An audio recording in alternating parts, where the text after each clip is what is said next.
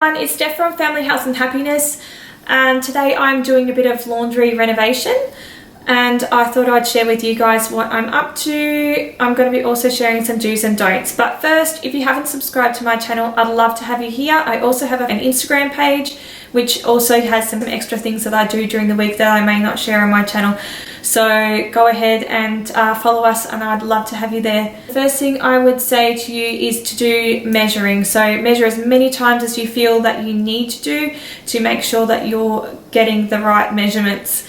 It can be crucial because it costs you so much money if you stuff it up, and then a lot of the time they won't send it, you can't send stuff back if it's been taken out of the packaging, and also selling it back again on Gumtree or Marketplace, you're not going to get your money back. So just get the measurements right first. Spend lots of time planning, so write a list of all the things that you physically need and try and squeeze them into the laundry however you can.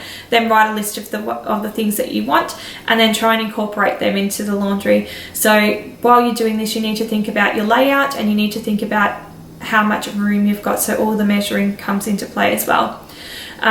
Look for inspiration. You can go to open houses, you can watch all your renovation shows on TV. Pinterest is my favorite.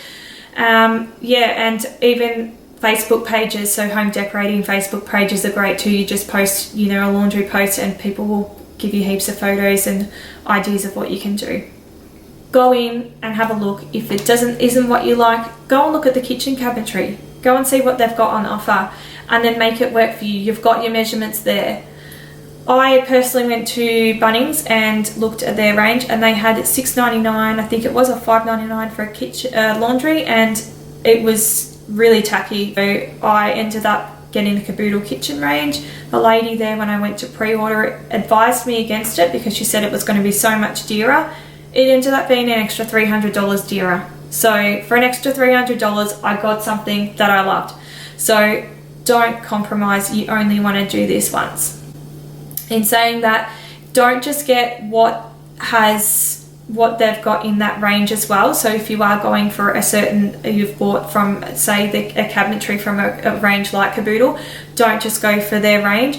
Shop around. So I got the $99 bench top from the shelf. Yes, I do have to paint and sand it, but the reality is it was way cheaper. So if you do it that way, and I also got the tap and the basin separately from the shelf because it was cheaper, and then I got chrome handles, and I did this, got those also from the shelf just because they matching with my kitchen.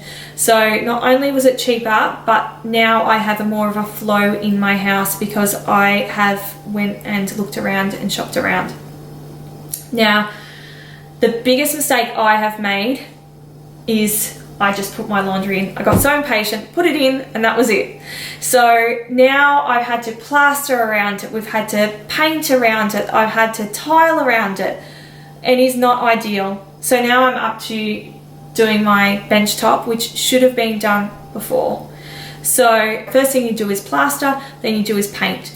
Then you will put your cabinetry in, and then you do your floors.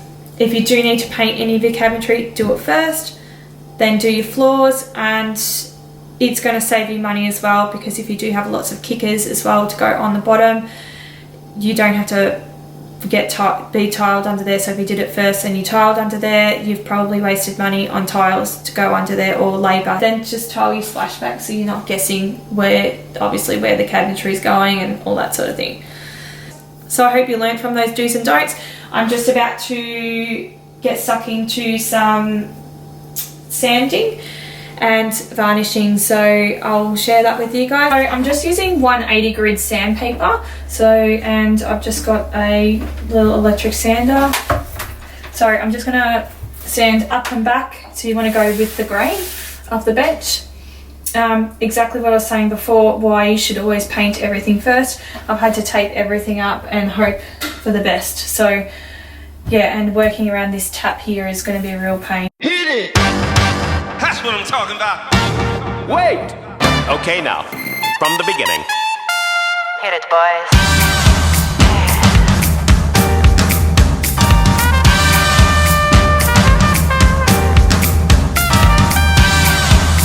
What are you talking about?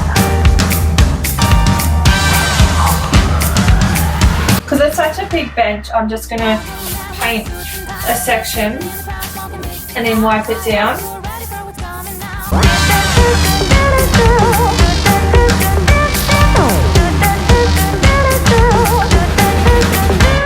There's a joint on the corner where the big boys play, where the whiskey's running like the river, but they all never come for the booze and bass. I'm the one, I'm the lady that'll rock this place. That'll rock this place. That'll rock this place. Rock this place. Rock this place. Rock this place.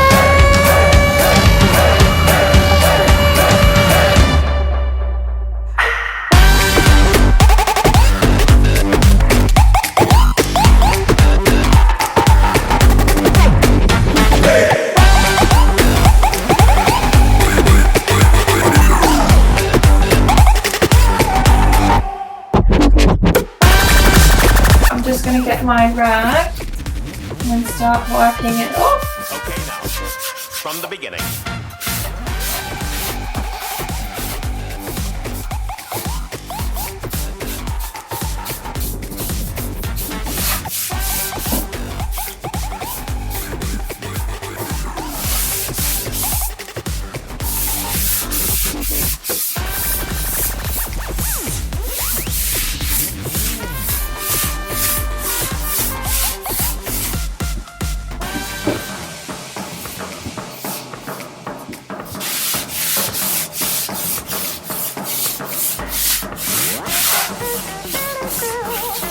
And to be honest, I think I'm just going to do layer and layer and layer of different colour paints until I get it looking good. And hopefully I can keep some kind of green in there. I'm the one, I'm the lady that'll rock this place. That'll rock this place. That'll rock this place. Rock this place. Rock this place. Rock this place.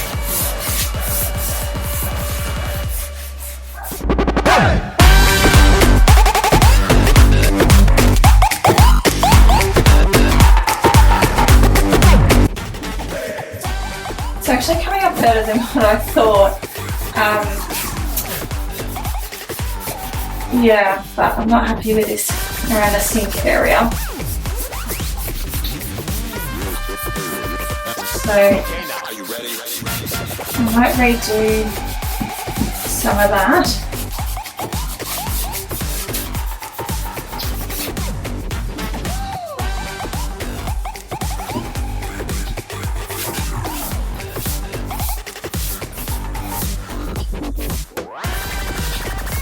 And my piece that I was trying to get rid of. Joint on the corner where the big boys play. And let that sit for a few minutes. And I'll wipe it back off again.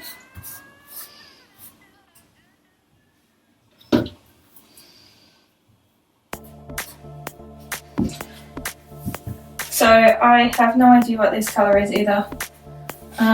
It says table. I'd written table on it, so I actually think I was going to do Rust-Oleum, like a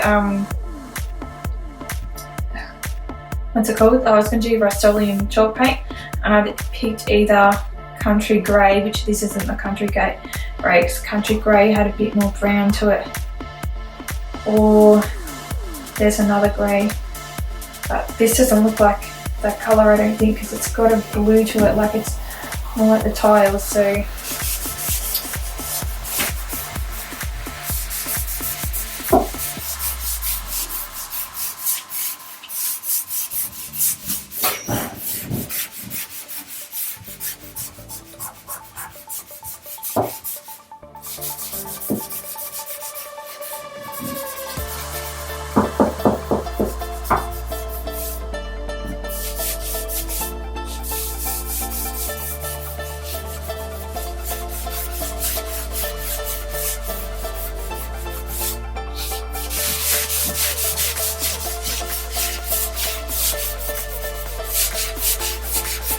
So definitely not keeping this colour because it's too close to the tiles. There's no contrast at all.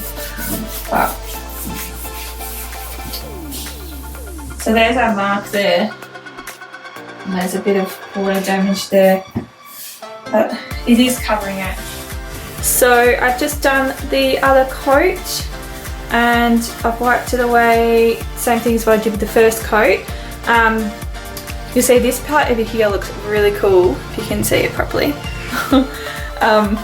Yeah, I don't know if I'm gonna resand and redo or if I'm gonna just keep it as it is. I've just sanded bits back so you can see from back here, it actually looks pretty cool. So there's all bits of colour come through it. I'll know properly once I finish the tiling if I'm gonna redo it or not. I don't know. See what comes out, what pops and what looks good, I suppose. So yeah, not exactly what I planned on doing today. I was completely planning on varnishing and finishing the tiling, but that didn't happen. This is the fun things that happen when you renovate. So, you know, you come along little hurdles that you've got to constantly overcome. So yeah, so this is the end result. The light's not great, unfortunately. It is dark now. Thanks everyone for watching. I am renovating the house, so there's going to be plenty more to do. So if you did like what you see today, just click the like button so I know to do more of these videos. Thanks for watching, and I hope you're all having a great day. I'll see you in the next video. Bye.